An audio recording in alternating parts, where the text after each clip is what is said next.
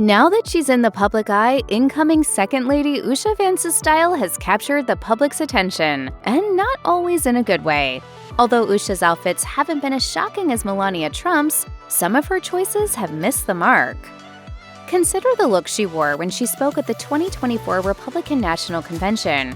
Her royal blue Badgley Mishka dress was reportedly bought off the rack. Since Usha didn't speak to the designers before wearing their dress, it's believed she purchased the dress herself without the help of a stylist. Usha's look for the first day of the 2024 RNC was a high-necked, sleeveless dress that was khaki-colored and ruched. The skirt had a small V-shaped cutout at the center bottom due to a wrap element. She paired the dress with flat tan sandals. Why is it that JD Vance's periwinkle tie stood out more than his wife's whole ensemble? Her dress was very professional and probably a safe choice for an event like the RNC. It was just a bit too plain. She should have opted for a brighter color for her debut on the national political stage. However, maybe it was a transition that Usha wasn't initially thrilled about.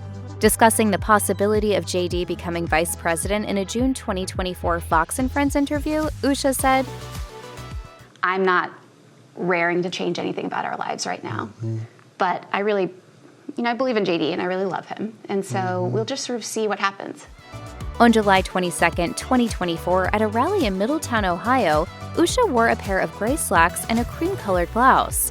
Although neutral colors can be solid wardrobe staples, the two neutrals combined made for a pretty tepid ensemble. The shirt styling was also a little odd. It was a strange combination of casual, since it almost just looked like a t-shirt, and formal, because it had a tie around the waist.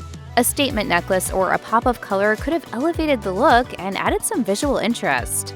In August 2024, JD gave a speech at the Woolard International Manufacturing Plant in Eau Claire, Wisconsin. For the event, Usha wore a white or very light cream knitted top. She paired it with bright orange-red pants bordering on neon. A deeper, richer shade of red would have made this outfit a standout choice for the campaign trail. Hire yourself a stylist. A stylist? On November 4, 2024, the Vances were photographed at a rally in Atlanta, Georgia. JD wore a dark red tie and his ubiquitous American flag pin. Usha wore a simple cream sweater and a crisp pair of white pants, along with a thin gold necklace and small gold hoop earrings. Unfortunately, the cream and white didn't match, but they didn't contrast enough to look intentional. The look may have worked better if she'd gone with one or the other. She proved that she can rock single-shade outfits when she wore a deep red jumpsuit to the VP debate. Or she could have taken a hue cue from her husband and incorporated a deep jewel tone somewhere in the look.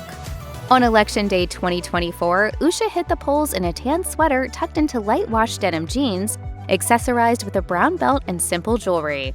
Her hair was in a half-up, half-down style. The whole look was simple and flattering.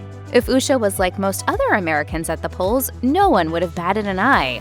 However, by casting her vote, assuming she voted for the Trump-Vance ticket, of course, Usha was casting a vote for herself to become Second Lady. Her ensemble felt too casual for someone voting for their own political future.